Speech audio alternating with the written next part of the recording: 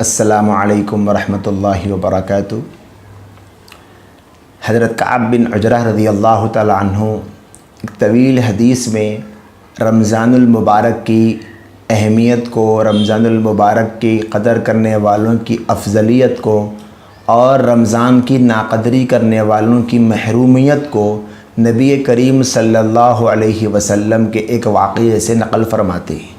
شعب الایمان میں یہ حدیث موجود ہے۔ حضرت کعب بن عجرہ فرماتے ہیں کہ ایک مرتبہ اللہ کے رسول صلی اللہ علیہ وسلم تشریف لائے اور فرمایا کہ ممبر کے قریب آ جاؤ۔ جب ہم ممبر کے قریب گئے تو اللہ کے نبی صلی اللہ علیہ وسلم نے ممبر کی پہلی سیڑھی پر قدم رکھا، فرمایا آمین۔ دوسری سیڑھی پر قدم رکھا، فرمایا آمین۔ تیسری سیڑھی پر قدم رکھا، فرمایا آمین۔ جب آپ علیہ السلام ممبر سے اترے تو ہم نے سوال کیا، یا رسول اللہ، آج ہم نے آپ کو ایک ایسا عمل کرتے ہوئے دیکھا ہے جو آج سے پہلے ہم نے کبھی نہیں دیکھا۔ تو نبی صلی اللہ علیہ وسلم نے فرمایا، جب میں پہلی سیڑھی پر چڑھا تو جبرائیل امین آئے اور انہوں نے یہ کہا کہ ہلاک و برباد ہو جائے وہ شخص جو رمضان کے مہینے کو پائے اور اپنی مغفرت نہ کروا لے۔ تو میں نے کہا آمین۔ جب میں دوسری سیڑھی پر چڑھا تو جبرائیل امین نے فرمایا کہ ہلاک و برباد ہو جائے وہ شخص جو نبی کریم صلی اللہ علیہ وسلم کا نام سنے اور درود نہ پڑھے۔ تو میں نے کہا آمین۔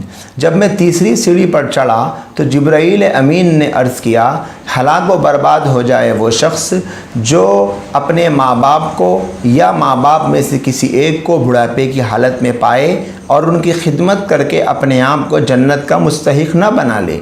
تو میں نے کہا آمین۔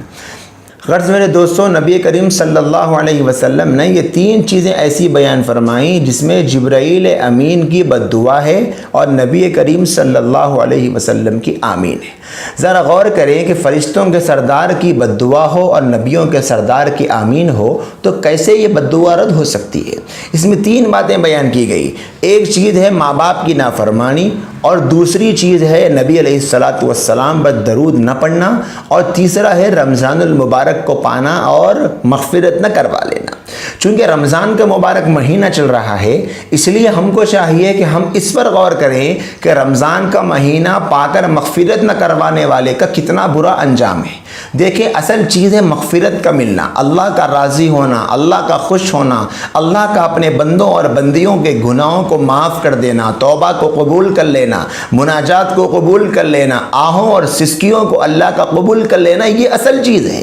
رمضان کا مہینہ ملا، روزے رکھے، تراویح پڑھی، قرآن پڑھا، ذکر کیا، درود پڑھا، خیرات کیا، صدقہ دیا، زکوٰۃ دی، سب کچھ کیا، لیکن اللہ اگر راضی نہ ہوا تو پھر کیا حاصل ہوا؟ اصل تو اللہ کی رضا ہے۔ نہ روزہ اصل ہے، نہ تراویح اصل ہے، نہ قرآن اصل ہے، نہ ذکر اصل ہے، بلکہ یہ سب کچھ جو کر رہے ہیں وہ اصل اللہ کو پانے کے لیے کر رہے ہیں۔ تو معلوم ہوا تو اصل اللہ ہے۔ اللہ ملا تو سب ہم کو فائدہ پہنچائے گے اعمال، اللہ نہیں ملا تو کچھ فائدہ نہیں ہوگا۔ اب ہم غور کر کے دیکھیں کہ ہم میں سے کتنے ایسے مسلمان ہیں جن کو رمضان کے اس مہینے میں اللہ کا تعلق مل رہا، اللہ سے رشتہ مضبوط ہو رہا، نبی کی محبت پیدا ہو رہی، قرآن سے رشتہ ہموار ہو رہا، ذکر و اذکار کی توفیق ہو رہی، درود پڑھ رہے ہیں، اور اللہ سے تعلق کتنا بڑھ رہا۔ تعلق کا مطلب یہ ہے کہ اللہ سے تعلق ہونے کے بعد اللہ سے عشق، اللہ سے محبت، اللہ کا خیال، اللہ کے اعمال، اللہ کے احکام کا خیال، اللہ کے حکموں کا خیال،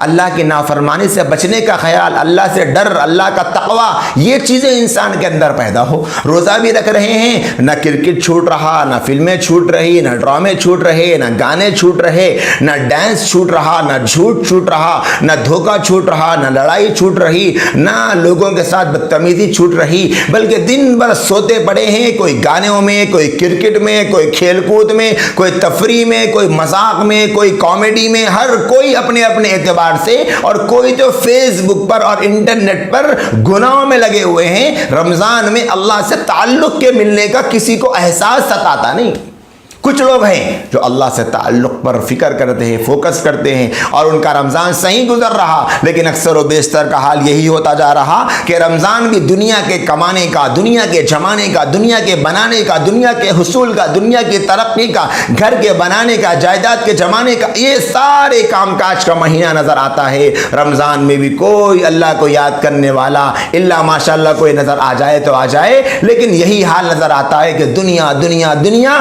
میرے بھائیوں اور بہنوں، اگر ہماری مغفرت نہ ہوئی، اگر ہمارے رمضان کے اس مہینے میں ہمارا رب ہم سے تعلق ہمارا نہیں جڑا رب سے، تو پھر رمضان کے یہ مہینے سے ہم کو کوئی فائدہ نہیں ہوگا۔ اگر ہماری مغفرت ہوگی تو ہم قابل مبارکباد ہے۔ عید کس کے لیے ہے؟ جس کی مغفرت ہو گئی عید ان کے لیے ہے۔ عید اچھے کپڑوں کے پہننے کا نام نہیں، عید اچھے عطر کے لگانے کا نام نہیں، عید اچھی خوشبو کے لگانے کا نام نہیں، عید ہزاروں کے جوڑے پہننے کا نام نہیں۔ عید تو اس کے لیے ہے جس کی مغفرت ہو گئی، عید تو اس کے لیے ہے جس کے گناہ معاف ہو گئے، عید تو اس کے لیے ہے جس سے اللہ راضی ہو گیا، عید تو اس کے لیے ہے جس کے لیے جنت واجب ہو گئی، عید تو اس کے لیے ہے۔ میں اور آپ جائزہ لے کر دیکھیں ہمارا شمار کن لوگوں میں ہوتا ہے۔ ہمارے لیے یہ رمضان کا مہینہ ہم کو وفاداروں میں شمار کرنے والا بنے گا یا نافرمان شمار کرے گا؟ ہم مستحق کے دعا بنیں گے یا مستحق کے بد دعا بنیں گے؟ ہم خود اپنا جائزہ لے کر دیکھ لیں۔ ابھی زیادہ وقت نہیں گزرا، ابھی بہت لمبا زمانہ رمضان کا باقی ہے، ابھی قدر کرنے والوں کے لیے قدر کا موقع ہے۔